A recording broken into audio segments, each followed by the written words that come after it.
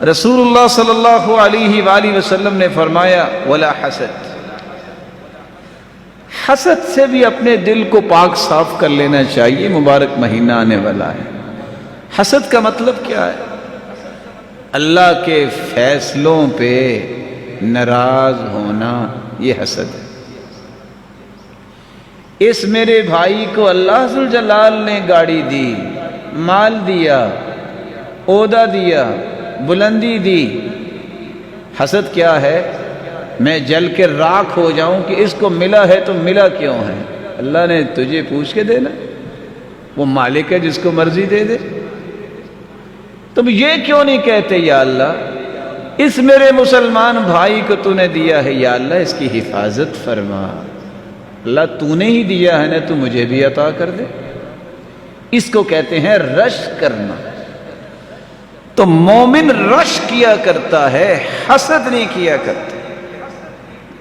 اور اس لیے کہا جاتا ہے الحسود لا یسود، حاسد کبھی بادشاہ نہیں بنتا۔ کائنات کے اندر سب سے بڑا اپنی جان کا دشمن انسان وہ ہے جو حاسد ہوتا ہے۔ کیوں اپنی جان کا دشمن؟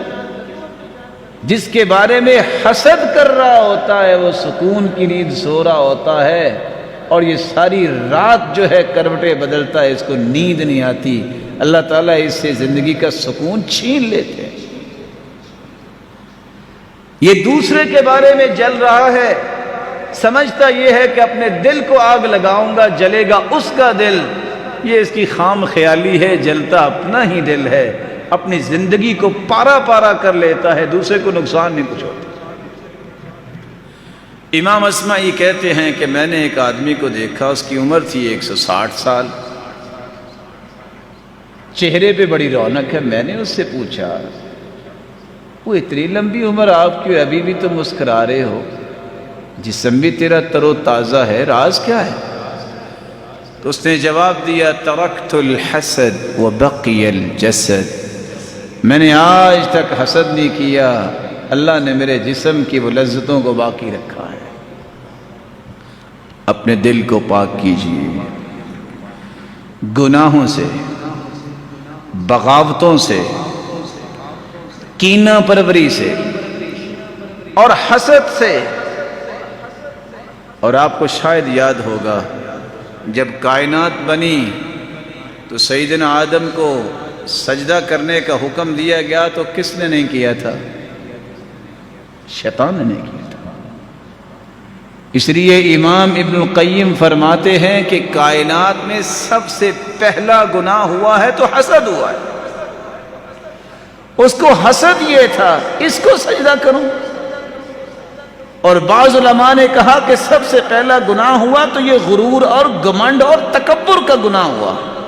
اس کو بھی گمنڈ تھا، کہتا تھا خلقتنی من نار وخلقتہ من طین، مجھے تو اللہ تو نے آگ سے پیدا کیا اور اس کو مٹی سے پیدا کیا، مٹی تو پاؤں کے نیچے رہتی ہے، آگ کے شعلے تو اوپر کو اٹھتے ہیں، میں اعلیٰ ہوں، اس کو میں سجدہ کیسے کروں؟ جب انسان کے دماغ میں یہ خناس آ جائے کہ میں تو اعلیٰ ہوں، میں کسی کو کیا سمجھتا ہوں، یہ وہی گناہ ہے جو انسان کو شیطان کے قریب کر دیتا ہے۔ جب وہ یہ سمجھتا ہے، رسول اکرم صلی اللہ علیہ وآلہ وسلم کا یہودیوں کے ساتھ جب بات چیت ہوئی، یہودیوں نے کہا ہم آپ کا فیصلہ نہیں مانیں گے، ہم سعد کا فیصلہ مانیں گے۔ سعد صحابی ہے، کہا ٹھیک ہے بلاؤ بھی سعد کو۔ سعد کو بلایا، سعد زخمی تھے، کہا آپ کو پتا ہے آپ کو کیوں بلایا ہے؟ کہا کیوں بلایا ہے؟ کہا یہودی کہتے ہیں جو فیصلہ سعد کر دے گا ہمیں منظور ہے۔ سعد یہودیوں کی طرف متوجہ ہو کے کہتے ہیں ہاں بھائی میں فیصلہ کر دوں تو منظور ہے؟ انہوں نے کہا منظور ہے۔ پھر مسلمانوں کی طرف بھی چہرہ کر کے کہا ان کو بھی منظور ہے۔ اللہ کے رسول کا نام نہیں لیا، یعنی جو فیصلہ میں کروں گا، یہودیوں کو تو ہو گیا منظور، اور مسلمانوں تمہیں بھی منظور ہے۔ اللہ کے رسول نے فرمایا سعد جو تم فیصلہ کرو گے ہمیں منظور ہے۔ فیصلہ کون کر رہا ہے؟ صحابی۔ کون کر رہا ہے؟ کن کے درمیان کر رہا ہے؟ یہودیوں اور مسلمانوں کے درمیان۔ اور کون موجود ہیں؟ کون سی ہستی موجود ہے؟ محمد مصطفیٰ۔ یہ ہے ایمان کی وہ رنگ کی کیفیت۔ سعد نے فیصلہ کر دیا، ادھر سعد نے فیصلہ کیا، ادھر اللہ کے رسول نے فرمایا سعد تو نے فیصلہ وہ کیا ہے جو تیرے رب نے آسمانوں پہ کیا ہے۔ پریشانی کو نہیں۔ کبھی ایسا بھی ہوتا ہے کہ صحابی کا فیصلہ اور ماننے والے صحابہ اور پیغمبر بھی ساتھ ہوں۔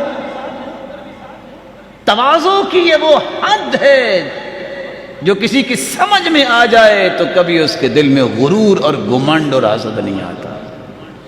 رسول اکرم صلی اللہ علیہ وآلہ وسلم نے تو ایسا دل بنایا جس کی آج مجھے اور آپ کو ضرورت ہے۔